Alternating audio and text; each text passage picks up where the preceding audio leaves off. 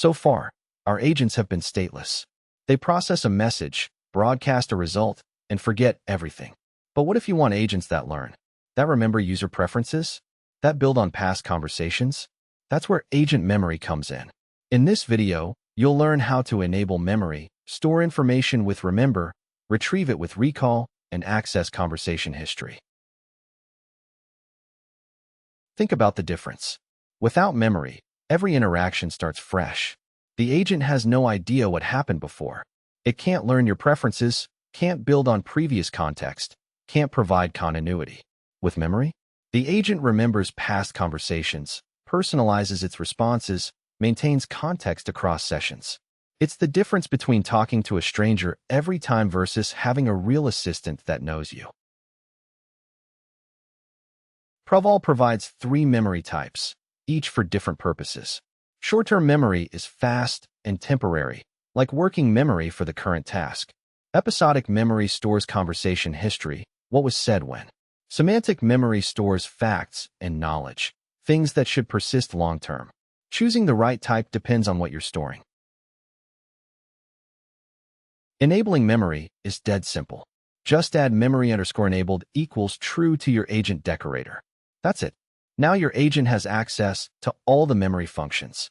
The framework handles the storage backend, the embedding, the retrieval, everything.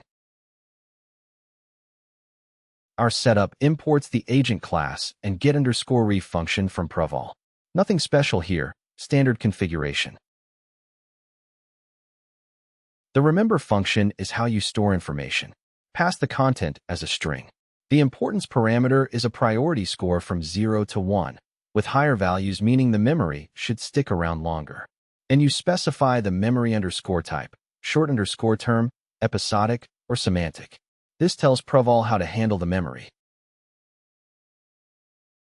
Recall retrieves memories using semantic search. You don't need to remember the exact words. Pass a query string, and Praval finds the most similar memories. It uses embeddings under the hood. So who created Python will find a memory about Python was made by Guido, even though the words are different. Let's see it in action.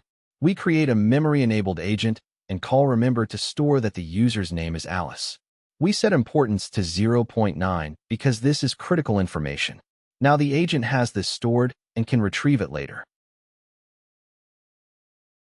Later, when we need that information, we call recall with a query like username.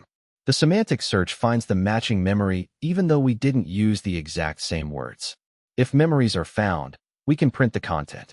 This is how agents learn and remember across interactions. Sometimes you need the recent conversation history, not just specific memories. The get_conversation_context function returns the last several turns of the conversation. This is useful for maintaining flow, understanding what was just discussed, and providing continuity. Let's talk about importance scores. Use 0.9 or higher for critical information like user identity or preferences. Use 0.7 to 0.8 for important context that should stick around. Use lower scores for temporary data that can fade. The system uses these scores when deciding what to keep and what to forget. Praval supports multiple memory backends. In-memory is fast, but not persistent, great for development. ChromaDB provides local persistence so memories survive restarts.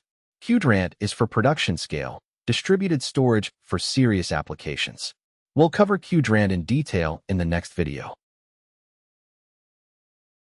Quick guide on memory types.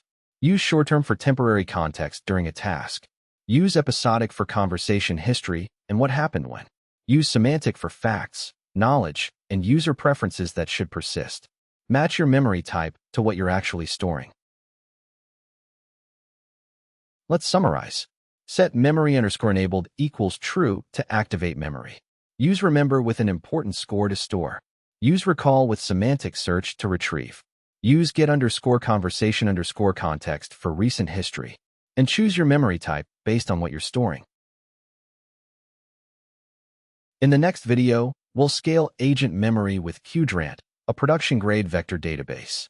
See you there.